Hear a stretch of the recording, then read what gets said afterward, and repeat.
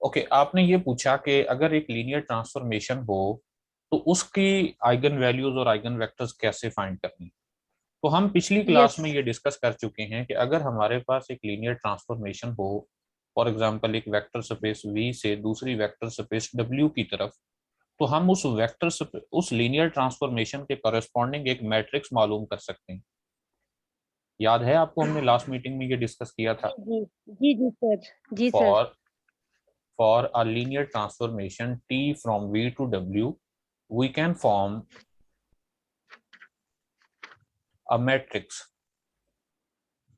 अच्छा, जी वो मैट्रिक्स भी इस तरह का होता है कि अगर इस V की डायमेंशन n हो और इस W की डायमेंशन m हो, तो यहां से हमें एक मैट्रिक्स मिलता है। इस मैट्रिक्स को हम यूं भी लिख सकते हैं, और इसका ऑर्डर होता है of order M cross m N. m/n। Okay, तो अब जहां ये एक मैट्रिक्स है, फॉर एग्जांपल मैं इस मैट्रिक्स को A कह देता हूं, तो हम अगर आइगन वैल्यूज, आइगन वेक्टर्स और ये सारी चीजें मैट्रिसेस के लिए सीख जाते हैं, तो इसका मतलब है कि हम उसे जी लीनियर ट्रांसफॉर्मेशन के लिए भी सीख गए हैं, क्योंकि इस टी की जो आइगन वैल्यूज और आइगन वेक्टर्स होंगी वो सेम वही जी होंगे जो इस मैट्रिक्स ए के होंगे। जी। ओके, ओके तो इसका मतलब यह है कि सर हमें मेरे को। इसमें से अगर सिर्फ मैट्रिक्स के लिए ये सब कुछ सीख लें तो हमें लीनियर ट्रांसफॉर्मेशन के लिए भी वो मिल जाते हैं as it is. Okay okay, sir, एक लीनियर ट्रांसफॉर्मेशन है, उसका मैट्रिक्स आप बनाएं, फिर उसके आइगन वैल्यूज ओके, फाइंड मुझे करनी है आप लीनियर हमसे। ट्रांसफॉर्मेशन बताइए। T x y is equals to एक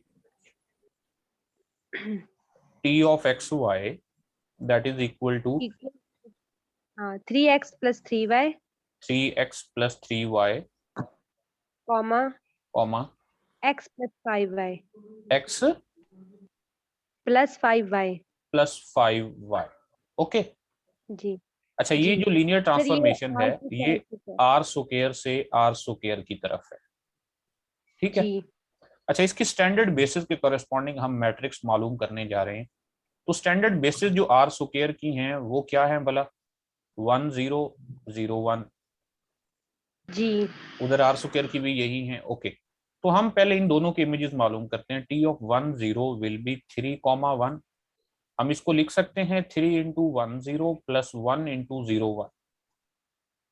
जी ओके, अब दूसरे एलिमेंट की तरफ आ जाते हैं। T of 0, 1 that can be written as 0, 1 का इमेज होगा x0, y1, सो 3 और 5। तो हम इसको लिख सकते हैं 3 × 10 + 5 × 01। तो यहां से हमें जो मैट्रिक्स ऑफ टी मिलने वाला है वो क्या है? मैं उस मैट्रिक्स को अगर ए से रिप्रेजेंट करूं तो वो है 3, 1, जो कि फर्स्ट लीनियर कॉम्बिनेशन में जो लिखे गए कोएफिशिएंट्स हैं उनको फर्स्ट कॉलम बना देंगे और फिर दूसरे वालों को दूसरा कॉलम। तो ये हमें एक मैट्रिक्स मिल गया। हम इस मैट्रिक्स की आइगन वैल्यूज और आइगन वेक्टर्स फाइंड करने के लिए इसकी कैरेक्टरिस्टिक इक्वेशन लेंगे, जो कि ये है A - λI determinant that is equal to 0। So जी A - λI means that 3 - λ, 3, 1, 5 - λ determinant that is equal to 0। जी तो सर, यहां से ओके हम, हो जाएगा जी। जी बिल्कुल। अब सर इसमें हो क्वेश्चन जाएगा क्या था? सर, यही वो ट्रांसफॉर्मेशन से वो नहीं बनाना रहा था मैट्रिक्स तो सर, बस वो ये बन लीनियर गया सर। ट्रांसफॉर्मेशन है। ट्रांसफॉर्मेशन के करस्पॉन्डिंग मैट्रिक्स बनाएं और मैट्रिक्स की आगे आइगन वैल्यूज फाइंड कर लें। वो same eigen values for this linear transformation T भी होंगी। ओके ओके सर सर, ये thank you. Sir ji excuse ji sir, एक क्वेश्चन है। जी जी, सर ये 3x3 के लिए भी टेस्ट में आ सकता है ना? बिल्कुल आ सकता है। 4x4 के लिए भी आ सकता है? बिल्कुल आ सकता है। ये फॉर ऑल n×n है। Okay sir. लेकिन तो लेकिन कैरेक्टरिस्टिक लेकिन जो पेपर में होगा वो इतना कॉम्प्लिकेटेड नहीं होगा। वो उतना ही होगा कि वो 1 से 2 मिनट में सॉल्व हो जाए। मींस के फिर वो 2x2 का ही आ सकता है? डेफिनेटली, मोस्ट चांसेस यही हैं कि वो 2×2 ही होगा या ज्यादा से ज्यादा 3×3 होगा। और इससे आगे उसकी लिमिट भी हो तो बस यही है, एटलीस्ट वो 3x3 तक आ सकता है, इससे जी ज्यादा नहीं। बिल्कुल, मुझे ये लगता है। Okay sir. Okay sir. Okay thank you sir. जी, नेक्स्ट किसी का कोई और क्वेश्चन? जी सर, मैंने पूछना था, क्या हर सिमेट्रिक मैट्रिक्स को हम डायगोनलाइज कर सकते हैं? हमारे पास एक रिजल्ट भी है। शायद इसी मीटिंग में ही मैंने डिस्कस किया हो जो आपको लेक्चर सेंड किया था। जी सर, उसमें आपने डायगोनलाइजेबल को बोला तो हर आपकी मैट्रिक्स आपकी आवाज कट रही है डायगोनलाइजेबल नहीं होता। जी। तो मेरे ख्याल से हर सिमेट्रिक मैट्रिक्स हो सकता है। सर मेरा ये क्वेश्चन है कि आपने ये बताया था कि हर मैट्रिक्स डायगोनलाइजेबल नहीं होता, लेकिन अगर सिमेट्रिक मैट्रिक्स हो तो वो तो हो सकता है ना। जी बिल्कुल हो सकता है। वो रिजल्ट ये है, मैं उस थ्योरम को प्रॉपर लिख देता हूँ। थ्योरम यूं है कि n by n real matrix A and n by n real matrix A is orthogonally similar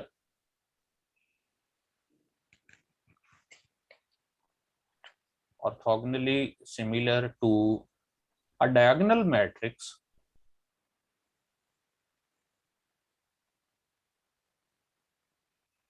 if and only if A is symmetric. Okay अच्छा, इसका हम जी सिर्फ सर। वन डायरेक्शन में इसे चेक करते हैं। आपने पूछा कि अगर एक मैट्रिक्स सिमेट्रिक है तो क्या उसे डायगोनलाइज किया जा सकता है। यहां से ये जो थ्योरम हमें बता रहा है इसके अकॉर्डिंग हम ये कहते हैं कि कोई भी रियल सिमेट्रिक मैट्रिक्स ए जो है वो orthogonally similar to a diagonal matrix है। अब orthogonally similar to diagonal matrix का क्या मतलब है। इस ये जो ब्लू लाइन मैंने अंडरलाइन की है इसका मतलब ये है कि अब मैट्रिक्स ए यानी ए is orthogonally similar to a matrix B if and only if there exists an orthogonal matrix P such that P transpose AP is equal to B। यानी हम यूं लिख सकते हैं कि P transpose AP is again a diagonal matrix। okay is sorry is orthogonal, sorry diagonal नहीं। मेरा ख्याल है आपका जो आंसर है वो यही है कि अगर एक सिमेट्रिक मैट्रिक्स हो तो वो डायगोनलाइजेबल होता है। ओके ये थोड़ी सी इससे हट के डिस्कशन हो जाएगी। जी सर ठीक है। तो इन शॉर्ट ये कहें कि ए सिमेट्रिक है तो सिमेट्रिक इंप्लाइज डायगोनलाइजेबिलिटी। अच्छा एक्सक्यूज सर, एक क्वेश्चन है जी जी सर, ये पी क्या है इसमें? सॉरी सर पी क्या है? पी पी ये यहाँ पर पी एक ऐसा मैट्रिक्स है जो जिसका ट्रांसपोज एग्जिस्ट करता है, बल्कि यूं कहें कि पी एक ऑर्थोगोनल मैट्रिक्स है। जी पी सर, यहाँ से बनता है, ठीक है सर। वहां से पी बनता है इसके जो आइगन वैल्यूज मिलती हैं उनसे। मैंने इसकी एक एग्जांपल लिखवाई थी बल्कि इस वीडियो में प्रूफ की थी। अगर एक हम मैट्रिक्स लें उसकी आइगन वैल्यूज लें, अगर उसकी उतनी ही आइगन वैल्यूज मिलें जितना उस मैट्रिक्स ए का ऑर्डर है स्क्वायर है तो फिर वो मैट्रिक्स जी खुद डायगोनलाइजेबल होता है और उससे हमें पी भी डायरेक्ट मिल जाता है। जी सर। सर ये हमारे पास इन्वर्टिबल मैट्रिक्स नहीं होता? जी पी इन्वर्टिबल मैट्रिक्स है।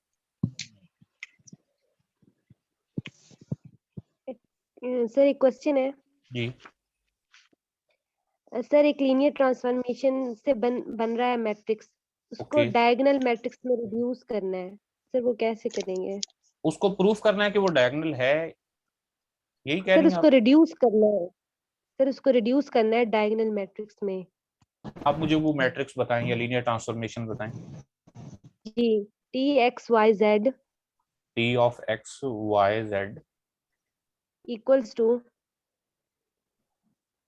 X plus Y plus Z X plus Y plus Z comma 2y plus Z 2y plus Z comma 2y plus 3z। 2y plus 3z। Okay अच्छा इसे क्या yes करना है, इससे हमें एक मैट्रिक्स तो मिलेगा। जी जी सर, उसको ओके डायगोनल मैट्रिक्स में रिड्यूस करना है।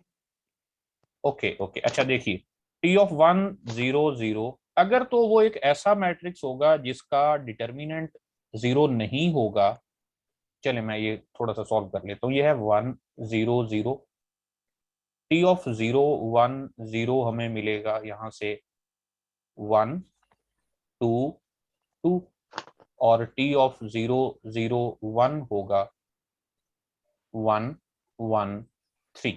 अच्छा, यहाँ से जो मैट्रिक्स मिलने वाला है वो ये है A that is equal to 1 0 0 1 2 2 1 1 3। Okay, okay अच्छा हमें सर, चेक हम ये इनको करना है कि रो क्या वाइज लिख ये सकते हैं? डायगोनलाइजेबल है या नहीं है, यही कह रही थी आप? सर सर ये चेक करना है कि ये रिड्यूस करना है डायगोनल मैट्रिक्स में। ओके ओके, अच्छा अगर हमारे पास मैट्रिक्स ए एक ऐसा मैट्रिक्स हो जिसका ऑर्डर n बाय n हो और उसका डिटर्मिनेंट 0 ना हो, तो इसका मतलब ये है कि वो रिड्यूस हो सकता है, उसकी रिड्यूस्ड एचिलॉन फॉर्म बन सकती है आइडेंटिटी तक। याद हो आपको जब हमने इनवर्स फाइंड किए थे तो हमने जी ये कहा था कि जी अगर जी किसी सर। मैट्रिक्स का इनवर्स एग्जिस्ट करता है तो उससे हम आइडेंटिटी बना सकते हैं। जी तो आइडेंटिटी भी तो एक डायगोनल मैट्रिक्स ही है ना। यस। तो हम यहाँ सिर्फ ये चेक करेंगे कि क्या इस मैट्रिक्स का डिटर्मिनेंट 0 तो नहीं है, और अगर 0 नहीं जी होगा तो हम यहाँ से डायगोनल मैट्रिक्स बना सकेंगे। ओके, ओके ओके या सर। या बगैर डिटर्मिनेंट मालूम किए हम इसे सॉल्व करना शुरू कर देते हैं। देखिए कैसे। दिस इज रो इक्विवेलेंट जी to 1 1 1 0 2 1 0 0 3 minus 1 that is 2। Okay, row 3 minus row 2 किया हमने। ओके ओके तो फर्दर आप इसे देख सकते हैं कि इसका डिटर्मिनेंट 4 है, तो ये 0 नहीं है। इसको आप इस तरह से रो ऑपरेशंस को यूज करते हुए आइडेंटिटी तक ले जा सकते हैं। जी। ओके सर, मतलब हर मैट्रिक्स का आइडेंटिटी मैट्रिक्स ही बनेगा एंड पे नहीं जाके, जरूरी। वो डायगोनल होगा? देखिए, अगर वो मैट्रिक्स का डिटर्मिनेंट 0 नहीं है तो उसे हम आइडेंटिटी तक ले जा सकते हैं। जी जी अच्छा सर, ये जो 100 आपने कॉलम वाइज लिखे हैं, इनको हम रो वाइज भी लिख सकते हैं मैट्रिक्स में? ये 100 100 0 जी जी आइडेंटिटी, अगर वो उसका इनको। डिटर्मिनेंट 0 नहीं है तो फिर उसे चाहे जिस तरह से मर्जी लिख ले, दोनों सूरतों में वो डिटर्मिनेंट 0 नहीं होगा, क्योंकि अगर एक मैट्रिक्स का डिटर्मिनेंट और उसके ट्रांसपोज का डिटर्मिनेंट बराबर होता है। लेकिन ये जरा एक ओके बुक टू बुक ये चीजें वेरी करती हैं, लेकिन मोस्टली कॉमनली यही प्रैक्टिस अपनाई जाती है कि इनको कॉलम वाइज लिखा जाता है। Okay sir. एक्सक्यूज सर मी एक सर। जी सर सर अगर एक जो मैट्रिक्स जी जी, एक मैट्रिक्स है हमारे पास। सर अगर सिमेट्रिक है तो वो नॉर्मल भी होगी?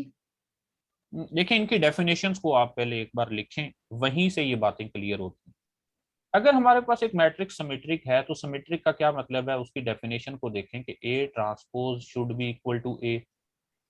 Okay, and what about normal? Yes normal की सर। क्या डेफिनेशन है भला? ए ट्रांसपोर्ट से ए इनवर्स के इक्वल हो। फिर चेक कर लें। नॉर्मल उस वेक्टर ए ट्रांसपोज ए जो ट्रांसपोज है ए, वो I think that is into equal A. To A transpose, ऐसा ही है। यस सर है। ओके, अच्छा इसको इसको देखिए, A transpose is equal to A है, तो यहां से हमें ये दो चीजें चेक करनी है कि क्या ए ट्रांसपोज ए इक्वल है ए ट्रांसपोज के। तो हम इसके इस तरफ ए मल्टीप्लाई करें तो ये क्या बनेगा, A transpose that is equal to A. हमने लेफ्ट साइड पर ए मल्टीप्लाई किया है इस इक्वेशन के, तो ये बन गया A transpose that is equal to A square. Okay, अच्छा अब इसके दूसरी तरफ हम ए मल्टीप्लाई कर देते हैं, A transpose A that will be equal to A that is again A square. तो हम यहां से देख सकते हैं कि A transpose is equal to A transpose A. It means that every symmetric matrix is normal. Okay, yes sir sir, जी इस वो तरह जो स्क्यूज और ऑर्थोगोनल होती है, ये दोनों भी नॉर्मल होंगी। तो जस्ट कोई इसमें एम्बिग्युइटी नहीं होनी चाहिए, आपको सिर्फ उसकी डेफिनेशन का पता होना चाहिए, जो भी हो उसके अकॉर्डिंग आप उसे चेक कर सकते हैं। सर जी ये कैनोनिकल फॉर्म जो होती है और नॉर्मल फॉर्म ये वही है? कैनोनिकल फॉर्म इससे हटके है। कैनोनिकल फॉर्म ये होती है कि अगर हमारे पास एक मैट्रिक्स हो, एक मिनट, कोई भी मैट्रिक्स हम लें ए और उसका ऑर्डर m/n हो, तो उसको हम कुछ इस तरह से लिख सकते हैं कि यहाँ पर एक आइडेंटिटी बन जाए, आइडेंटिटी r, यानी r/r की आइडेंटिटी, M यहाँ पर 0, M यहाँ पर 0 और यहाँ पर भी 0, एक ब्लॉक मैट्रिक्स की फॉर्म में हम उसको लिख लें, तो ये वाली फॉर्म इस मैट्रिक्स की कैनोनिकल फॉर्म या फिर नॉर्मल फॉर्म कहलाती है। और ये सर जी नॉर्मल इस फॉर्म इसलिए कैनोनिकल भी फॉर्म हेल्पफुल है, एक मिनट, ये नॉर्मल फॉर्म इसलिए भी हेल्पफुल है कि यहाँ से हमें उस मैट्रिक्स का रैंक भी पता चल जाता है। आप देख सकते हैं यस कि सर यहाँ आइडेंटिटी ऑफ ऑर्डर आर मौजूद है, तो यहाँ से हम ये भी बता सकते हैं कि मैट्रिक्स ए का जो रैंक है वो आर है। जी सर।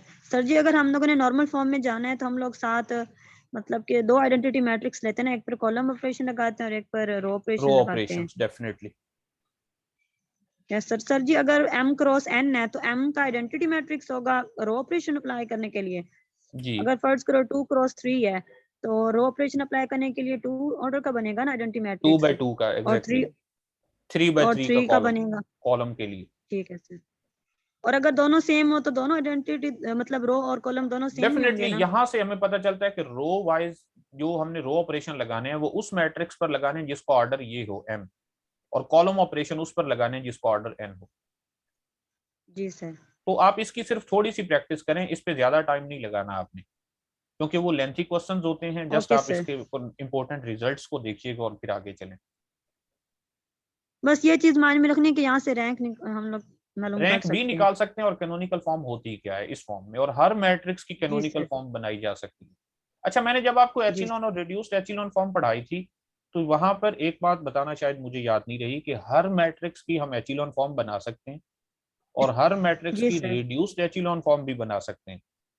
लेकिन जी सर। एचिलॉन फॉर्म यूनिक नहीं होती, एक मैट्रिक्स की एक से ज्यादा एचिलॉन फॉर्म्स बन सकती हैं।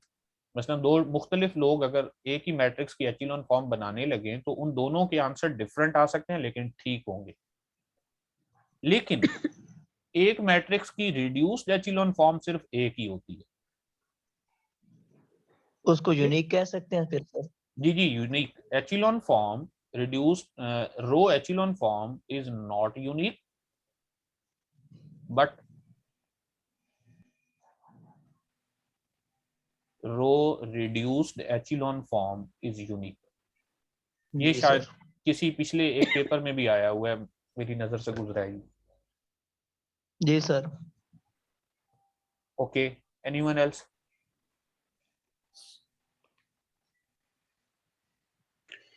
सर फिर हम जो एचलॉन फॉर्म से जो है ना डिटर्मिनेंट फाइंड करते हैं तो सब के लिए वो सेम आएगा उसका आंसर? बिल्कुल मतलब सेम अगर आएगा, डिफरेंट। बिल्कुल सेम आएगा, उससे कोई फर्क नहीं पड़ेगा। जी सर।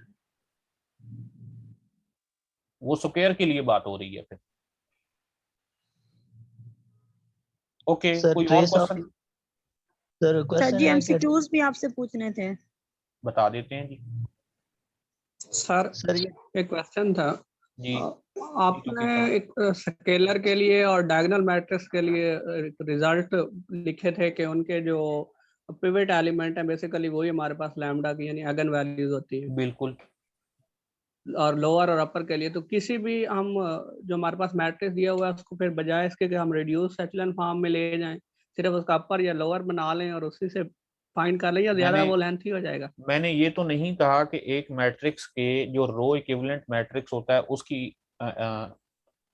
आइगन वैल्यूज भी सेम होती हैं, सही।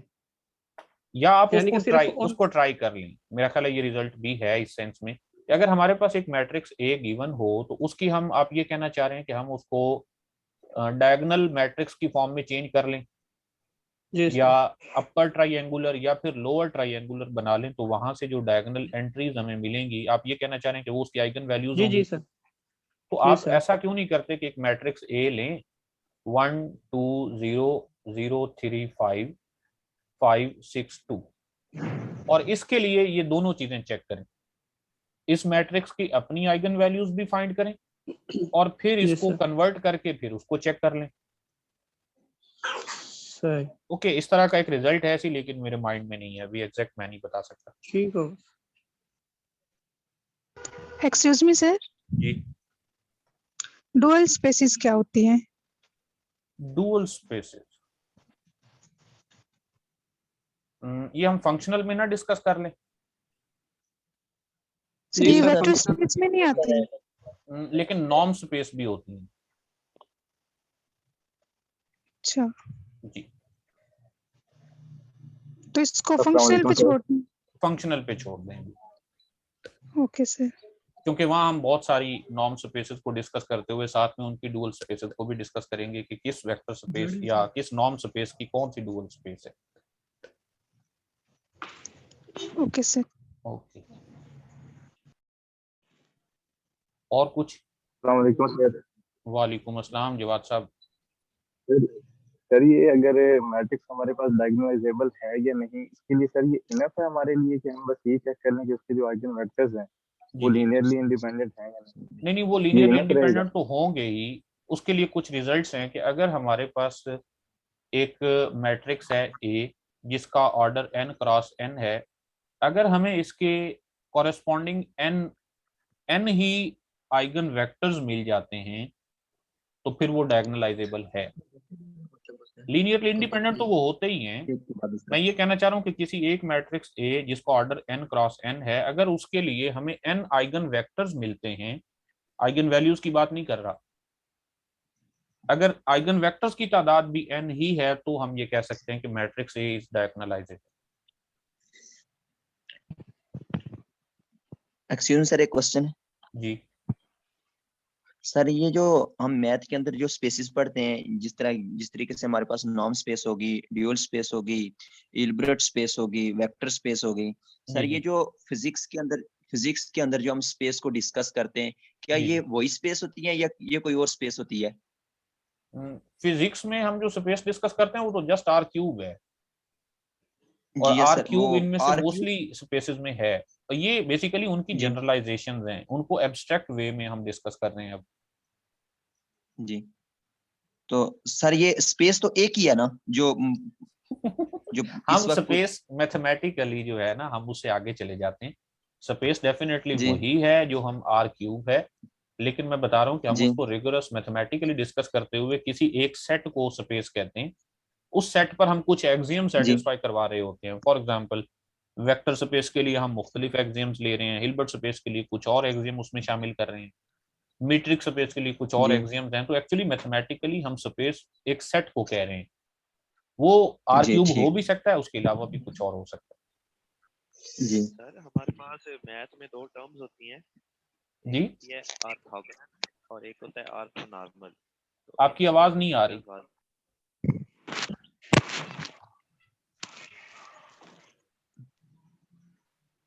सर मैंने कहा हमारे पास मैथ में ना दो टर्म्स होती हैं, एक ऑर्थोगोनल होती है और एक ऑर्थोनॉर्मल। तो इसका थोड़ा सा डिफरेंस वाज़ह करिए। Orthogonal and orthonormal. हाँ जी। ओके, कल की मीटिंग में भी हम ये थोड़ा सा डिस्कस कर रहे थे जी कि सर। अगर हमारे पास एस एक सेट हो जिसके एलिमेंट्स हो v1 v2 v3 up to so on vn, और ये किसी इनर प्रोडक्ट स्पेस v के सबसेट है, तो हम ये कहेंगे कि this S is orthogonal. Orthogonal हम तब कह सकते हैं जब इसके हर दो डिफरेंट एलिमेंट्स का इनर प्रोडक्ट 0 हो। If inner product of vi vj is equal to 0 for all i not equal to j।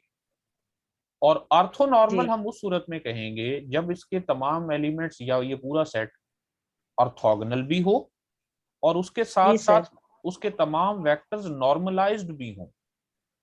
Ji sir. S is orthogonal. Orthogonal की कंडीशन आप ऊपर देख चुके हैं। And norm of each element is equal to 1 for all i। अगर इन दोनों बातों को इकट्ठा लिखा जाए तो हम यूं कह सकते हैं कि S is orthonormal if inner product of vi vj is equal to 0 if I is not equal to j and 1 if I is equal to j। Okay, इसको यूं भी लिखा जाता है क्रॉनिकल डेल्टा की फॉर्म में भी, v i v j should be equal to delta i j. तो ये डेल्टा आई जे इस तरह से डिफाइंड होता है। एक्सक्यूज मी सर, जी सर इस क्रॉनिकल डेल्टा की रैंक की बात भी होती है, इसका रैंक कितना है? मुझे शायद ये नहीं बताना चाहिए था अभी। आप इसे अभी रहने दें, मैंने सिर्फ इसको इसकी डेफिनेशन यहाँ पर बताई है। जब हम वेक्टर पढ़ेंगे तो जी उसमें इंशाल्लाह इसके रैंक की बात भी करेंगे। Okay sir. ओके, कोई और क्वेश्चन? सर अगर क्विज वाले क्वेश्चन आप डिस्कस कर लें। ओके, क्विज वाले क्वेश्चन आप खोल लें या ठहरे मैं ओपन सर कर। वन बाय, ये सर आप वन बाय वन हिंट देते जाएं, क्योंकि सर कुछ ठीक। ओके, तो ये उसमें से एक एमसीक्यूज था कि the set S containing 1 2 2 3 0 0 of vectors in are cube is. तो क्या ख्याल है आपका, ये लीनियरली इंडिपेंडेंट है, लीनियरली डिपेंडेंट है, बेसिस है, या फिर इनमें से नन ऑफ दीज? ये डिपेंडेंट है, इसमें जीरो डिपेंडेंट कंटेंट है। है। लीनियरली डिपेंडेंट है और इसकी वजह यही है क्योंकि इसमें जीरो मौजूद। ओके, नेक्स्ट है कि A is a matrix of order 4 by 4 and determinant of A is equal to -1, then sir the जी value पीछे of वाले को determinant of बताइए। 2A is। इस पर हम ये रूल यूज करते हैं कि determinant of A constant time A, determinant that is equal to k power n and determinant of A here k, बल्कि यूं कहें कि A is a matrix of order n by n। तो हमने determinant of 2A find करना है, जबकि determinant of A बताया गया है। तो 2A determinant will be equal to 2 power, और चूंकि A का ऑर्डर है 4 by 4, so 2 power 4 and determinant of A जो कि 1 है, -1 है, तो 16 into -1 that is equal to -16। तो -16। इसका ऑप्शन डी है। Okay okay sir. Okay, next है कि the dimension of column space is called. ये एक जस्ट डेफिनेशन है, क्या कहते हैं जी इसे? Sir, rank rank. कहते हैं। Rank. Okay okay, if W is a linear subspace of V, then अगर एक सबस्पेस हो तो उसकी डायमेंशन स्पेस से लेस या उसके इक्वल होती है। तो इसका ऑप्शन ए लेस है। Than equal. Which of the following sets is the A. Basis for the subspace? ये किसने किया था? सर मैंने किया था। तो ठीक भी था आपका। जी सर ठीक था, डी। ओके, तो ये डी ही इसका राइट ऑप्शन है। देखिए मैं इसको थोड़ा सा एक्सप्लेन कर देता हूँ। डी इस सेंस में है कि हमें इस सेट की बेसिस मालूम करनी है। अच्छा, अब इस सेट में आप देखें टोटल तो 3 एलिमेंट होने चाहिए, हैं ये मैट्रिसेस ही, लेकिन मैट्रिसेस भी ऐसे जिनमें 3 एलिमेंट हैं, एक तो जीरो ही है ना। अच्छा, अब तीनों पर कंडीशन ये है कि x + 2 y + t should be equal to 0 and y + t is equal to 0। It means that अब हमारे पास 2 इक्वेशंस हैं और 3 वेरिएबल हैं, इसका मतलब एक वेरिएबल फ्री होगा। ओके जी सर। अच्छा, एक वेरिएबल फ्री होगा, इसका मतलब ये है कि इसकी जो बेसिस की डायमेंशन होगी वो आपके पास क्या होगी? 1 होगी। और 1 होने की वजह से हम ये वाला ऑप्शन, ये वाला ऑप्शन, ये दोनों तो स्किप कर देते हैं और इसको भी स्किप कर देते हैं। क्यों? क्योंकि हमें यहाँ पर तो 0 चाहिए ना। W के तो सिर्फ वही एलिमेंट्स मेंबर्स हैं जिनमें यहाँ पर 0 है, तो इसलिए इस ऑप्शन को भी स्किप कर दिया। तो आखिर में यही बचता है, सर बी वाला क्यों किया है? क्योंकि यहाँ से 2 इक्वेशंस हैं हमारे पास और 3 वेरिएबल हैं। इसका मतलब एक ने फ्री होना है, यानी W is spanned by single vector. जी ओके ओके सर। सर जी अगर 2 फ्री होते तो? कैसे 2 फ्री होते? तो फिर अगर आप 2 इसको भी चेक करते बी को। जी सर। आप इसको मुकम्मल सॉल्व भी कर सकते हैं तो यही मिलेगा डी। मैंने आपको इसका शॉर्ट वे बताया कि इस तरह से चेक किया जाए। ओके बैठ गई कोई?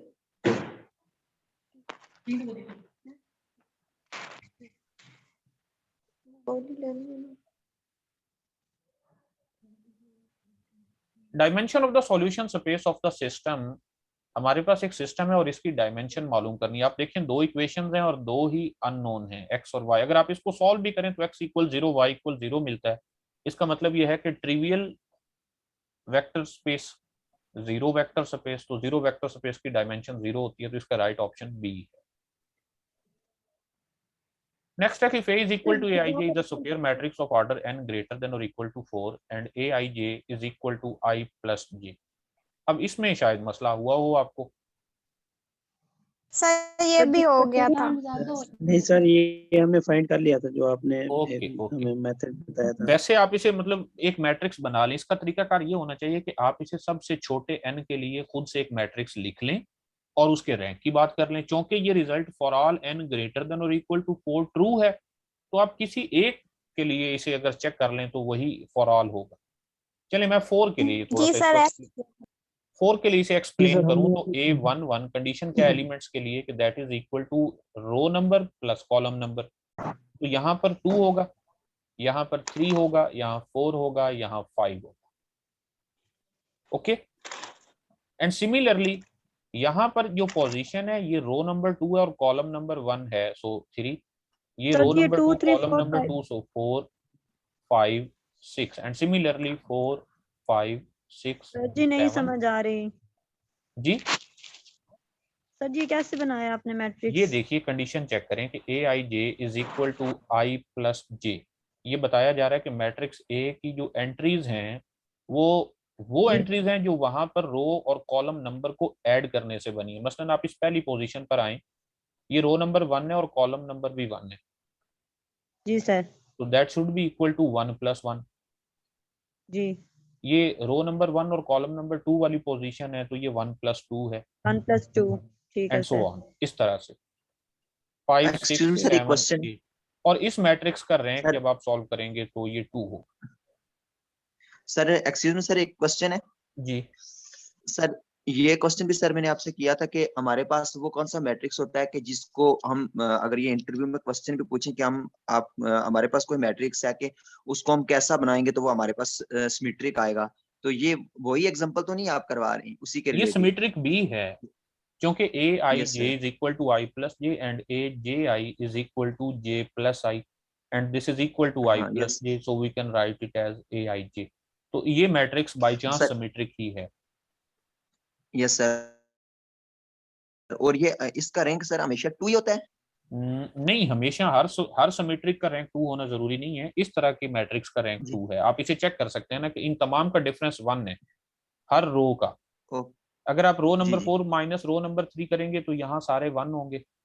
अगर आप फिर जी इसमें से इसको माइनस करेंगे तो यहाँ पर भी जी 1 होंगे, और इसमें से इसको जी माइनस सर। जी करेंगे तो यहाँ पर भी 1 होंगे। इसका मतलब यह है कि पहली रो डिफरेंट होगी और नीचे वाली तीनों रो एक जैसी हो जाएंगी। हाँ। इट मीन और रैंक ऐसा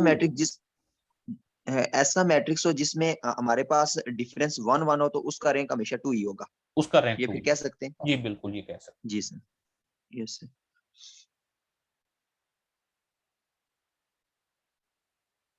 ओके जी, कोई और इससे मुतालिक? नेक्स्ट क्वेश्चन है, if A is equal to this, which of the following is the basis of the column space of A? इसमें से कॉलम स्पेस की बेसिस कौन सी हैं? तो वो फाइंड करने के लिए आप ऐसा करें कि इस मैट्रिक्स का को एचिलॉन फॉर्म में चेंज कर लें। एचिलॉन फॉर्म में चेंज करने से जिन जिन कॉलम्स में पिवट एलिमेंट मौजूद होगा तो वो वाले एलिमेंट आपने वो वाले कॉलम यहाँ से चुन लेंगे, वही हमारे पास बेस बनाएंगे। जी सर। जी इसका करेक्ट ऑप्शन सर कौन सा होगा? सर मैंने इससे रिलेटेड आपसे क्वेश्चन किया था कि जी जी हमारे पास अगर कॉलम कोई स्पेस तो सर डिफरेंट आ जाती है। आपकी आवाज कट रही है। सर फिर हम किस तरह से गेस करेंगे कि हमारी पहले वाली दो हमने बेसिस में रखनी है या लास्ट वाले दो, या कौन सी रोज उसमें जिस से हम पोजीशन skip जिस करेंगे? पोजीशन में ये अभी दिए क्योंकि गए अगर हैं। हमारे पास हेलो, मैं ये कह रहा हूँ कि जिस सर पोजीशन ये में ये क्वेश्चन मैंने आपको व्हाट्सएप पे भी सेंड किया था। मैंने एक्चुअली ये पूछा था कि हम इनमें से कौन कौन से कॉलम को ले सकते हैं बेसिस में, क्योंकि हमारे पास मोस्टली 3 या 4 कॉलम ऐसे होते हैं जो सेम बन जाते हैं। फिर हम एक मिनट, एक तो आपकी थोड़ी सी आवाज कट रही है, मैं थोड़ा सा इसको एक्सप्लेन कर देता हूँ। देखिए हम इसको एचिलॉन फॉर्म में चेंज जी करेंगे। सर। जब एचिलॉन फॉर्म में सर चेंज करेंगे तो ये कुछ यूं होगा 1 1 जी सर। 2 -2 0 -1 1 2, और ये जब आप ऐड करेंगे तो रो नंबर 1 के साथ तो 0